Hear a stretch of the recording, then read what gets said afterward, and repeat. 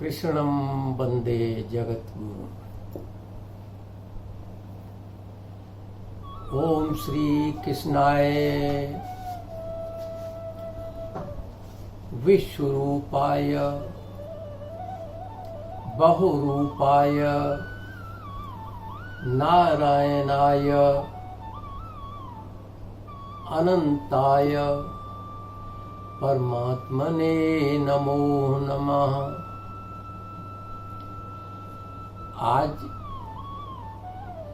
जो विषय वस्तु है वो है अहम ब्रह्मास्मि। अहम ब्रह्मास्मि की अवस्था क्या है? चेतना की जागृति,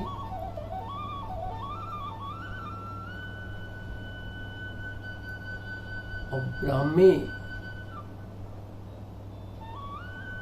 अवस्था का उदय के साथ पूर्णता की प्राप्ति करना, ये अहम ब्रह्मास्मि की अवस्था है।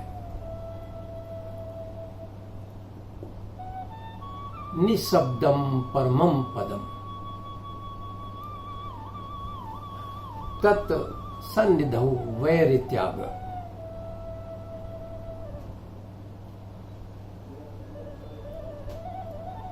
यदि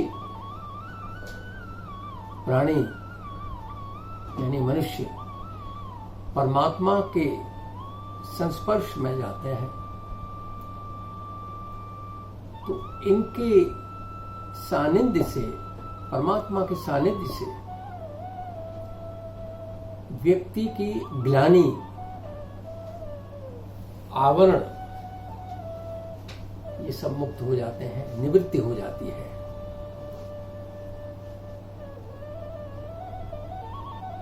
भगवत प्राप्ति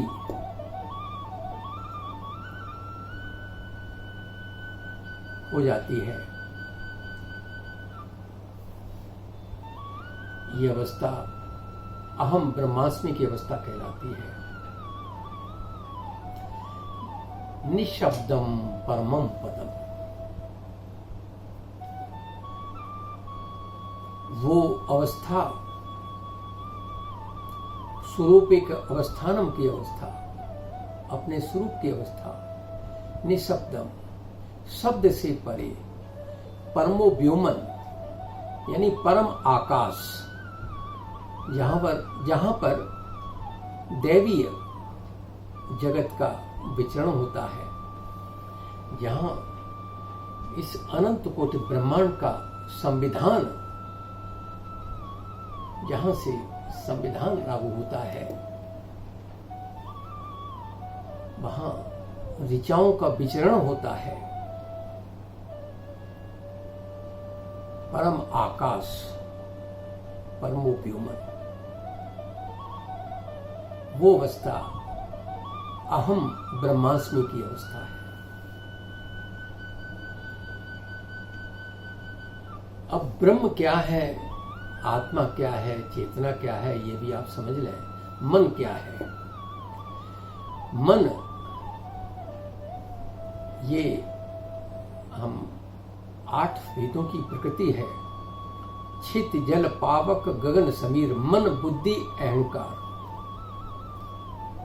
8 भेदों की प्रकृति। इसमें मन ही चेतना है अगर जिस सहज हो गया, और चेतना चंचल है तो मन है। आज के समय में, आधुनिक काल में, मन सांसारिक वस्तुओं में लगा हुआ है। मनुष्य 2 प्रकार के हैं। एक, जिनकी प्रवृत्ति दैवीय है,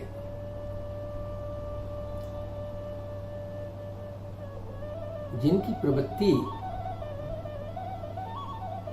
दैवीय होती है, सदोगुणी होती है, सदोगुणी प्रधान होती है, तो उनको देवता कह सकते हैं। और दूसरा मनुष्य रजोगुण से तामस में, राजस तामस में जघन्य गुण प्रवृत्ति में आज इंसान जा रहा है, तो इनको असुर कह सकते हैं। आसुरी जगत, आसुरी संपत्ति, और उधर जहां शुद्धता है दैवीय जगत है, दैवीय संपत्ति। तो दैवी संपद, आसुरीय संपद, तो मनुष्य की दो ही प्रकार हो गए। रजोगुण से आप सृष्टि पैदा हो रही है, सतोगुण में जाना है, और तमोगुण, रजोगुण से तमोगुण की तरफ चल दिए।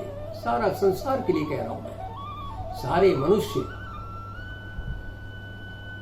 आसुरी संपत्ति में लिप्त हो गए हैं ज्यादातर। देवी संपत्ति ये तो परमात्मा का की प्राप्ति का, मुक्ति का, ईश्वर का।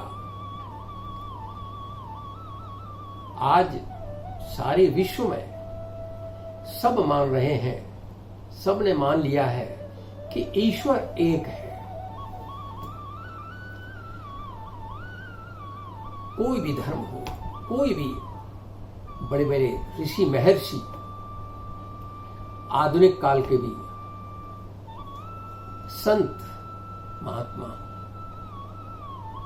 वो भी मानते हैं कि ईश्वर एक है, ईश्वर सत्य है, और ईश्वर नित्य है, ईश्वर सनातन है। तो ईश्वर, जब सब जानते हैं कि ईश्वर, बच्चा भी जानता है कि ईश्वर, नाम ईश्वर का, बच्चे भी।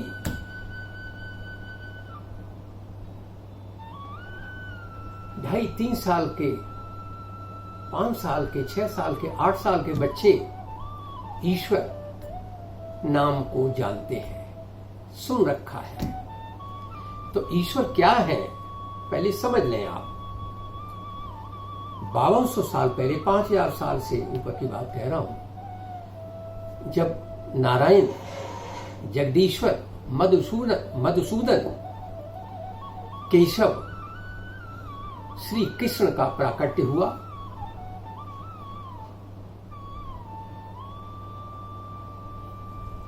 उन्होंने अपने श्री मुख से,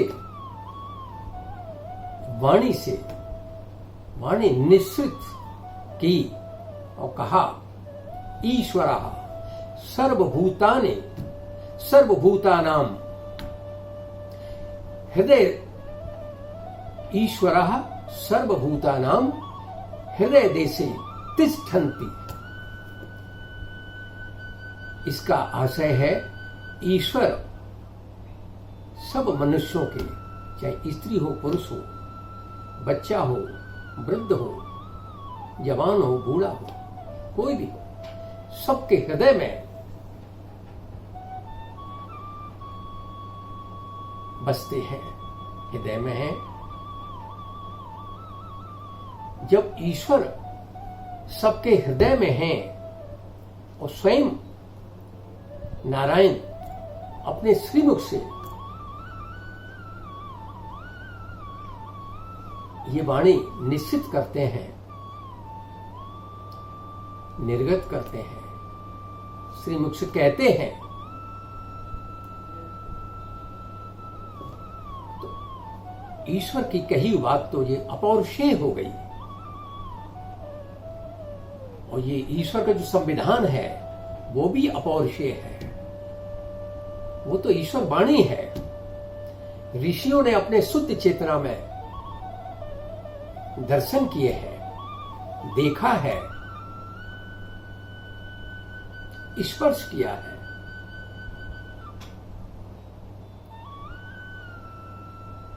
तो फिर मैं बताता हूं,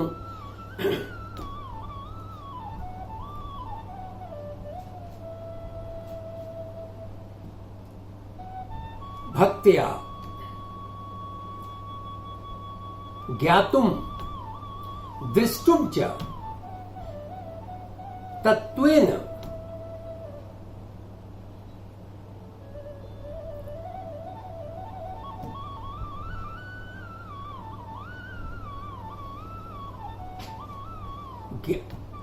ज्ञातुम दृष्टुम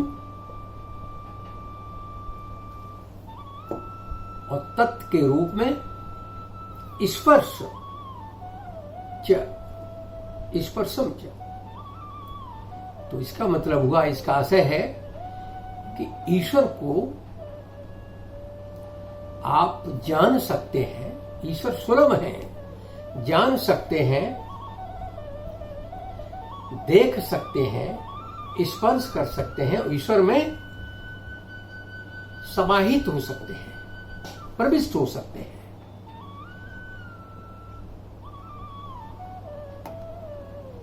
तो ईश्वर प्राणियों के हृदय में है, प्राणियों के अंदर है।